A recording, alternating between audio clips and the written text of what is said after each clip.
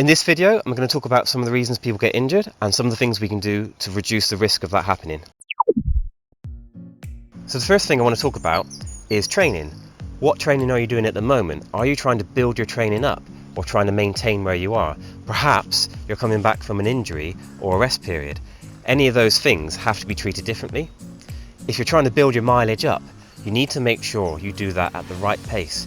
If you do it too quickly, as I found out many times in the past, that can very quickly lead to injury because the muscles aren't recovering quick enough to sustain the load needed. The whole point in training is to overload the body, put it under stress, and then when it recovers it builds back stronger. That's how we get fitter and faster. If you put too much stress on your body, that's where you get injured. Although that's not strictly true, because you can get injured from sudden impact injuries like a twisted ankle, which is exactly what I did 4 days ago. If you're trying to maintain mileage, that's all very well, but you have to be careful that you don't swap too much of that mileage too quickly for quality sessions like hill sessions, intervals, fartleks, tempo sessions, things like that. Or even if you just want to increase your pace, you need to do that gradually because it's the same principle as increasing your mileage.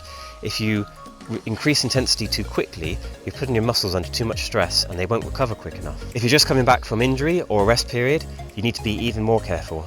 For starters, if you've just been injured, the muscles are weaker and the bit that was injured, the part of your muscles or the area that was injured, hasn't remodeled itself yet to match how it was before. So you need to train up gradually and build it up and get that stronger and prepare your body to start building up the mileage. So before you build up mileage, you need to make sure that you're consistent and that your body is coping with what you're doing. A good rule of thumb is not build your mileage up more than 10% per week. So for example, if you're running 10 miles a week, don't increase it by more than a mile for the first week. After that, you can increase it by a little bit more than a mile and so on. But that's just mileage. If you're trying to increase mileage and quantity at the same time, you've got to be more careful.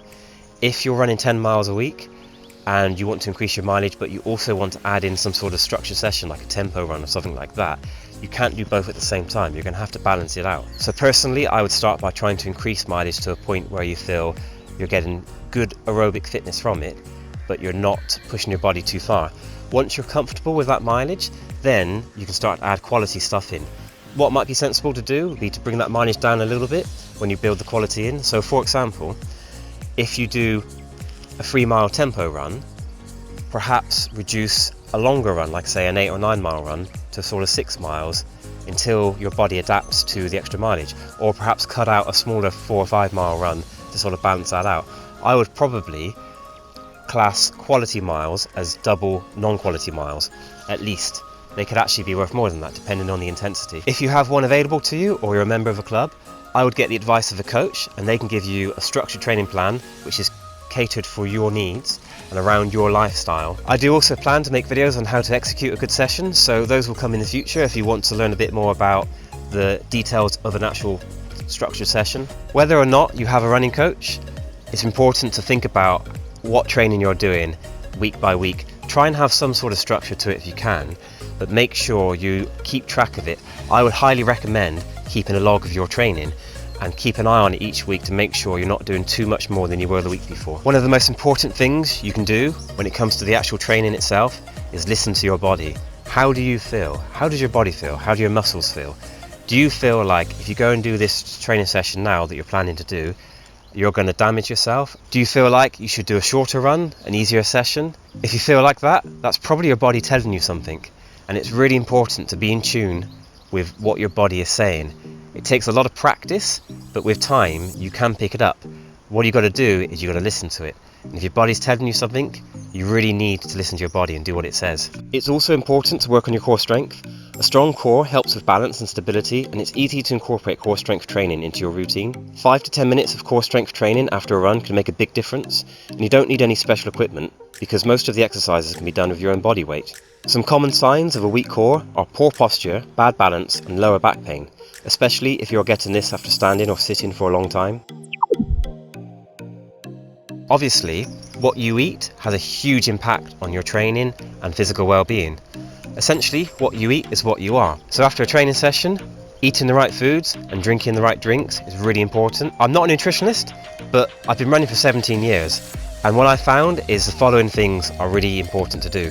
Firstly, after training, eat as soon as you can, within 20 minutes if possible, but If not, as soon as you possibly can.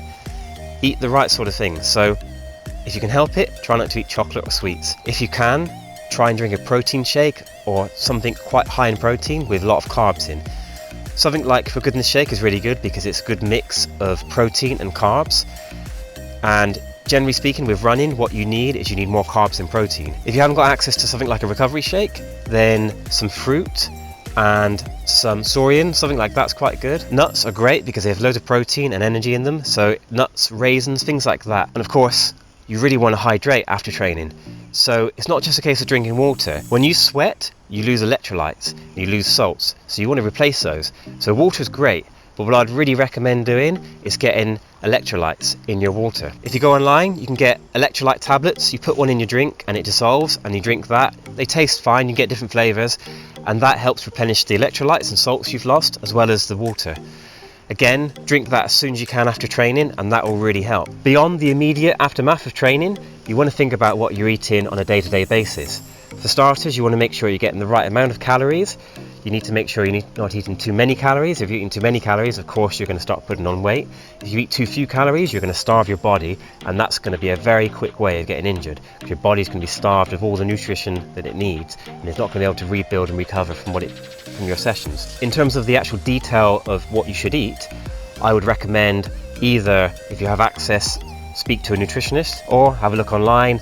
There's lots of resources out there about what kind of things you should and shouldn't eat.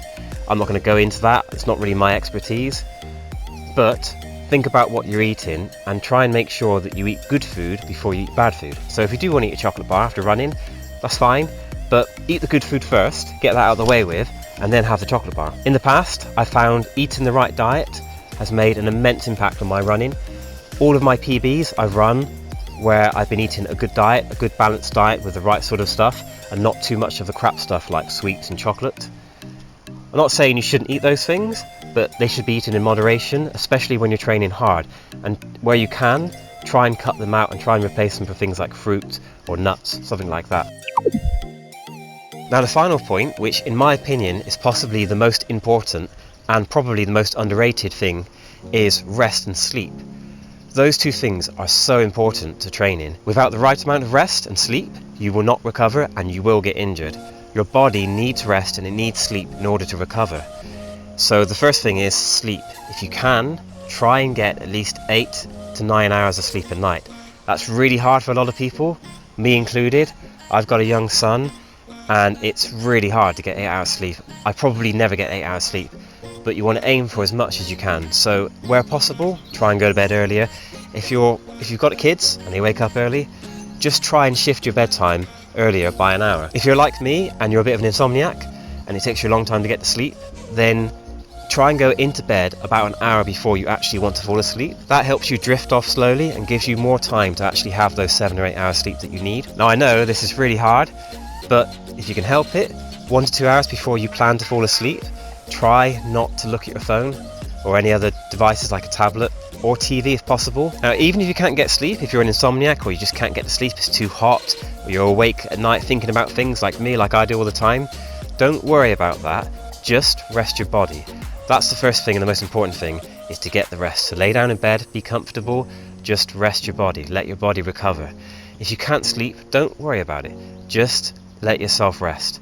And to be honest, if you do that and you don't worry about it, you'll probably just find that soon enough you'll drift off to sleep. So far this year, I've probably suffered with more injuries than I have in the past 5 years, and I know a lot of that has been down to a lack of sleep and stress. So stress is the other side of this. If you're stressed, that puts more strain on your body, and it means you're not getting as much rest as you need, and it means that you need more rest to counteract the stress. I've been suffering with sciatica. I tore my calf, and less than a week ago I twisted my ankle quite badly, and I think I may have torn a ligament. I've had all sorts of other little niggles with my hamstring and with my calves and with my Achilles, and a lot of it has been down to the fact that I haven't been rested enough. I've also been run down a lot. I've been sick quite a lot this year. I've had sore throats and cold type symptoms, not COVID each time luckily, but I've been ill quite a lot, and that again I put down to not getting enough rest and being too stressed. So I would say if you can focus on one thing, then I would focus on getting the rest you need and reducing your stress. That's 2 things, but I would mix those into one and say, try to give yourself the rest and respite that you need. Try and reduce your stress levels. If you're stressed in general, with life, with work, with whatever situation it may be, get yourself outside, get some fresh air, go for a walk, go for a run, that helps. Just make sure you're getting the rest afterwards. To summarise, don't increase your training load too quickly, and only increase the intensity of your training when you've adapted to the load. Work on your core strength.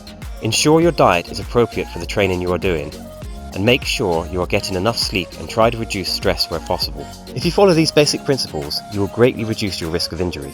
I hope you found the video useful. If you did, give it a thumbs up. And if you have any other tips that you'd like to add, let me know in the comments below. If you did enjoy the video and you enjoy the content of my channel, perhaps consider subscribing. Either way, thanks for watching and I'll see you again soon. Bye!